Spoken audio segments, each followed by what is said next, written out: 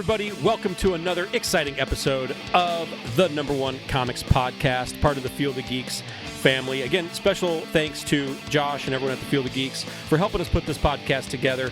Special shout out as well to Raven X for helping with the theme song or letting us to use that great opening theme song. Yeah. So shout out there. We really appreciate that. Today, Bill and I are talking about Wolverine #1. This is from his newest series that just came out within the last couple of months here in 2024. So let's talk a little bit about the publication info. I guess before we even get into that, my name is Jonah. With me is Bill. Hello. Hi, everybody. Hi.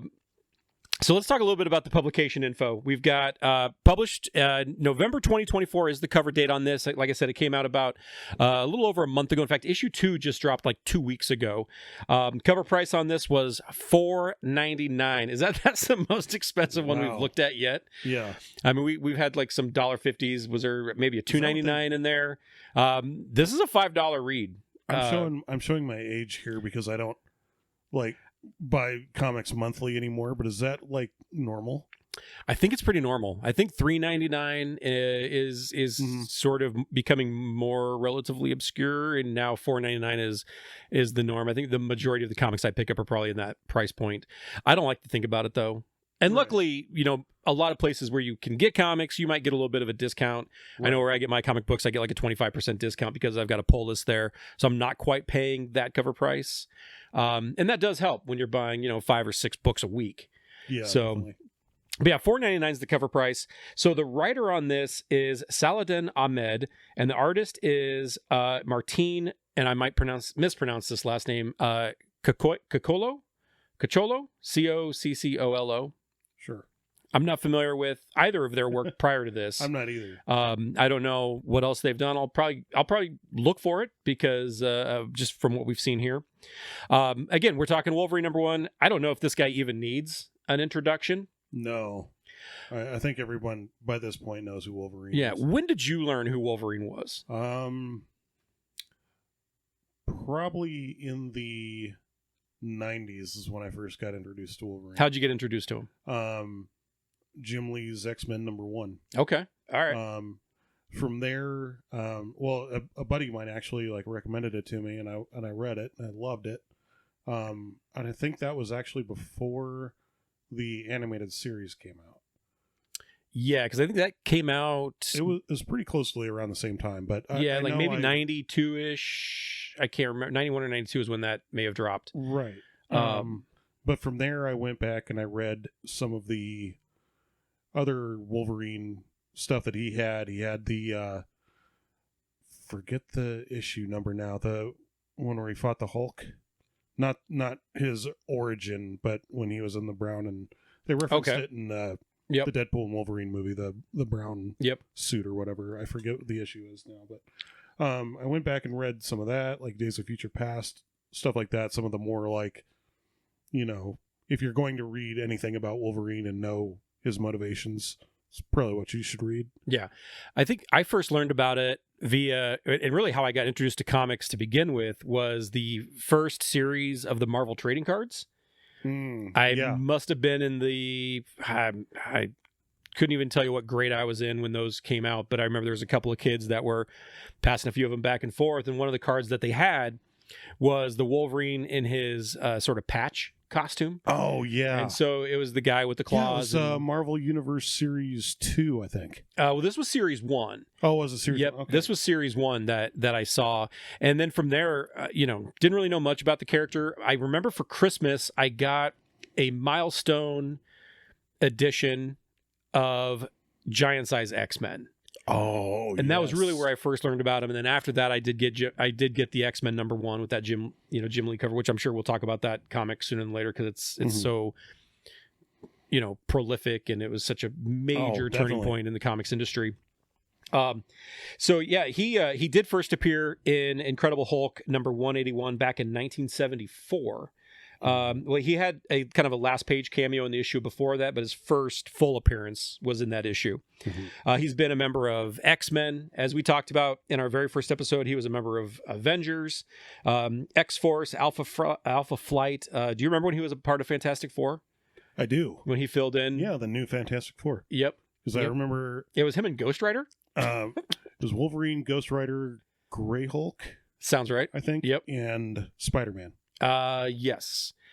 That sounds like it would. That sounds like it had potential to be a really good run or story arc. Right. I never actually read it, so I couldn't tell you. So how it worked out. I remember the one of the most iconic moments from that is Wolverine, the new Fantastic Four and the original Fantastic Four were fighting for some reason. He jacked up Thing's face. Yeah. And Thing had to wear a metal popcorn bucket on his head for a while. Yeah. I remember that. Too funny. Well, I think what creators and editors and the publisher had learned is that if you want to boost in comic book sales, just throw Wolverine in there for an issue or a couple of issues, and you'll get that boost. He's also starred in animated shows, blockbuster movies. I mean, he's become a household name. His first comic series, his first volume of a comic series was a 4-issue miniseries back in 1982. I've never read that. He did then have an ongoing that began in 1988, and that lasted until 2003, and that ran for like 189 issues. And I have chunks of that run here and there. I do remember having a few select volumes or select issues of that, especially like when he lost his adamantium. Yep. And like was trying to get it back, and it became all feral and everything like that. He did have a volume 3 that had began in 2003 and ended in 2009 after 90 issues. I think I've got a little bit of that. Most of what I have of that, I don't recall enjoying it very much. Right. But maybe that's a story for another time. Volume 4 launched in 2010, and that ran for 37 issues. And then it was during that volume that Marvel shifted back to their legacy numbering. I can't tell you how much I hate that. As a kind of someone who's come in and out of collecting. But when I'm going to pick up an issue and I'm looking for a certain number, and then all of a sudden they reissue or they read number 21 to issue 300. And then it's 301, 302 thereafter. It's very confusing to me. So I'm not a big fan of the legacy numbering. That's one of my top 5 comic book pet peeves. My very first one, I'll just throw it out here because I'm sure we'll talk about it more down the road. Variant covers. Yes. I absolutely cannot stand variant covers. God. I don't mind 1 or 2 variant covers, but there's like 8 or 10 or 12 of them. I hate that. I got so burnt out of that with the when we were talking about the Clone Saga, Untold Tales. It seemed like every other month there was a variant. The absolute worst, in my opinion, is the variant cover where it's just the art. It's just a very, very pretty artwork. No denying that. But then they put the name of the comic, the issue number, all of that is on the back side. It's on the back page, not the front page. And I absolutely cannot stand that. Yeah. Because when I'm flipping through like my boxes, it's not aesthetically cohesive, and I don't like that. Yeah. I mean, I agree with that. I like to see, I'm old school. I like to see the upper left-hand corner little box 100%. With the that's exactly where I want it. I want the company logo. I want the number up there. I want the price point up there, the issue date up there. I want all of that up there in that upper left-hand corner box. I don't want it at the bottom. I don't want it on the back page. Yeah. Anyway, I digress. A 5th volume was part of the Marvel Now relaunch, and that only ran and that was back in 2013, and that only ran for 13 issues. And then in February of 2014, a 6th volume began. That also ran for about 13 issues. Volume 7 came about as part of the Krakoan Age of X titles, and that concluded with issue number 50. 41 through 50 of that last volume, I actually had picked up. It's part of a story arc called the Sabretooth War. And I had to pick that up because anytime you're going to put Sabretooth and Wolverine against one another, I'm going to buy it. No, absolutely. And it's burned me a few times. Jeff Loeb, I'm looking at you. But for the most part, I'm going to pick it up and I'm going to probably enjoy it. Yeah. So I think this is technically volume 9, I suppose. Now, there's been other Wolverine titles throughout the years as well. There was like a Wolverine Origins title, which I did have at one time. I sold it off because I couldn't stand it. There was Wolverine Weapon X and Old Man Logan. And then he also had a long-running feature in Marvel Comics Presents. Mm-hmm. So let's talk about or dive into the kind of the synopsis of this. And again, it's been out for several weeks now, so I think we're okay to give some spoilers. Yeah. If you haven't read this issue yet and you are planning on it and you don't want spoilers, go back and watch our previous 4 episodes, and then read this and then come back to this one. So here we go. Our story here opens up with a pack of wolves running through Canada's Northwest Territories. Their pack recently added a new member, Wolverine, and he's completely naked. Yeah. By the way. Also, stalking through the Northwest Territories is one of Wolverine's old nemesis, Cyber. Yeah. Cyber first appeared in Marvel Comics Presents. He has enhanced strength, adamantium prosthetics, and a psychokinetic ability to induce fear. I know a couple of women that have that same ability. Anyway, he's pursuing Wolverine. He ends up being surrounded by a squad of Mounties. However, he is able to set his gun down, and he quickly takes him out, all with his bare hands. Soon after, we see that former team member Nightcrawler is also walking around the woods looking for Logan. Nightcrawler stumbles across the shredded Mounties. He's then jumped by Wolverine. Once Wolverine realizes it's his friend, they embrace, reconnect, and then he leads Nightcrawler to a similar unsettling scene in which Wolverine's new pack has all been slaughtered as well. Mm-hmm. Wolverine blames himself for getting the pack killed. He should have known that trouble would come looking for him. Nightcrawler is essentially there to bring Wolverine back to the world, back to the X-Men. At the same time, we've got brand new X-Men series. There's a new Uncanny X-Men out. There's a new X-Men out. So Nightcrawler is there to get him back into those issues, I suppose, as well. Right. He's even brought his old costume because comics. I mean, why would he? Either he knew Wolverine was going to be naked, or he knew that he was going to need his costume at some point in time during this issue. In the near distance, they hear screams for help, and they come upon a group of campers. Cyber had paid those campers a visit already and mangled one poor guy beyond recognition. The group recognizes Wolverine and Nightcrawler as mutants, and their tones shift to that of, hey, we're saved, to more of anger. Mm-hmm. The attack on the campers was simply to lure Wolverine out, and it worked. A shot rings out, and Wolverine tackles Nightcrawler just as a bullet grazes his blue friend's head. Wolverine carries an injured Nightcrawler to cover, dodging a hail of bullets in the process.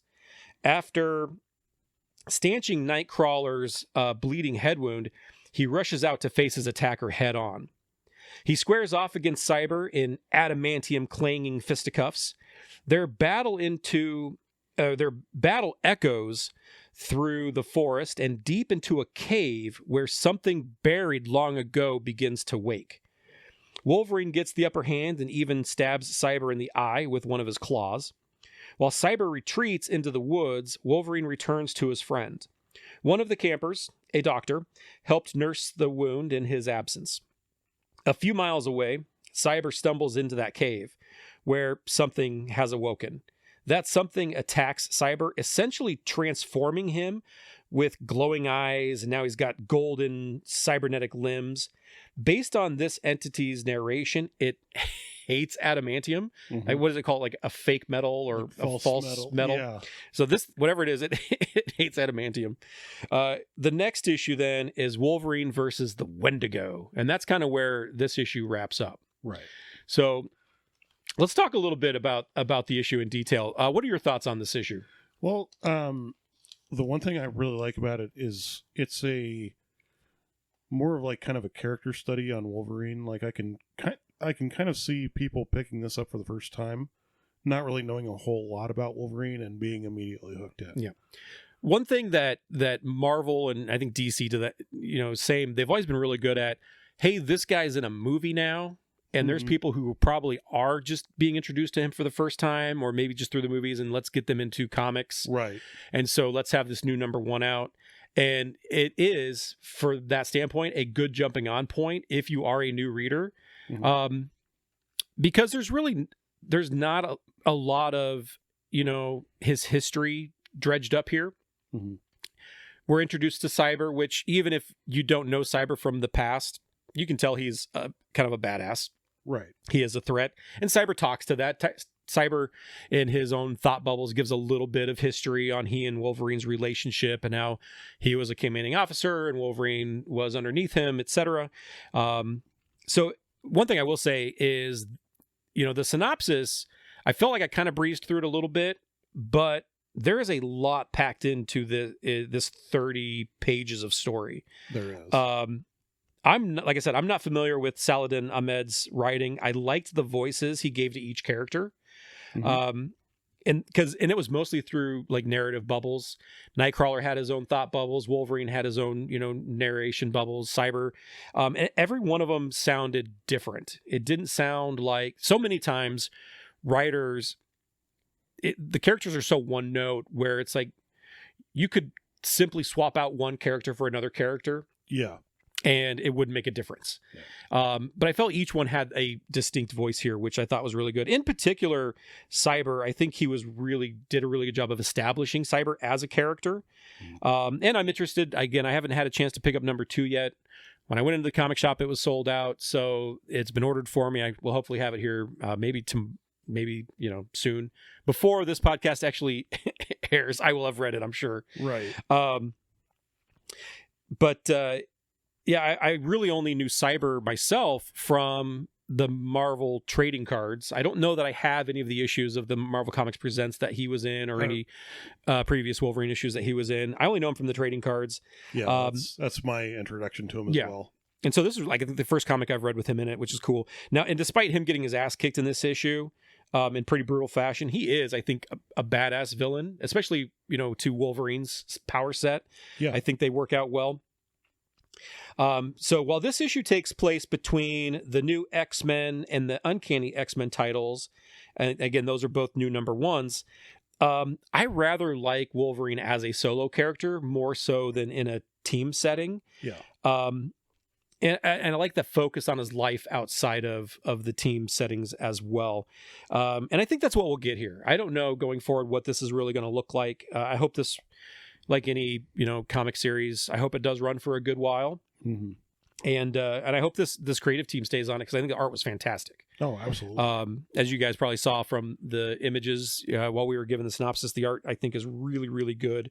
I'm definitely interested in seeing Logan go up against Wendigo, versus, really, I want to see him go up against Wendigo versus whatever this thing is that had taken over Cyber. I'm less interested in that, and that doesn't mean I won't become very interested in it. Right. We've only gotten a glimpse as to what it is. It looks like it hatches from some sort of egg. Right. And I had to read that a few times to really get what I was looking at, because it was kind of cutting from the battle between Wolverine and Cyber to this other thing that looks like it's hatching. And so I had to kind of go back and read that a few times just to kind of really know what I was looking at there. But if it does present a new villain, I'm all for that, because that's something I don't think we get enough in comics these days, is new characters and new villains. So again, I think not only that, but a unique sort of villain or something like that. I mean, there's all kinds of ideas out there that have been done to death.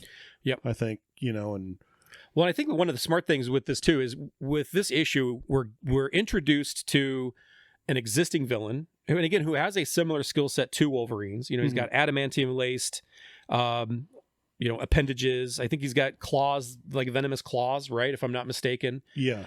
He's got the fear-inducing psychokinetic ability, and it's very easy to just give Wolverine villain after villain after villain like that. Yeah.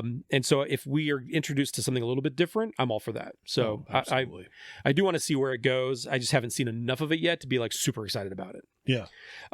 In particular, like I said, the art is gorgeous. And in particular, the 7-page fight sequence between Wolverine and Cyber is so beautifully rendered and brutal.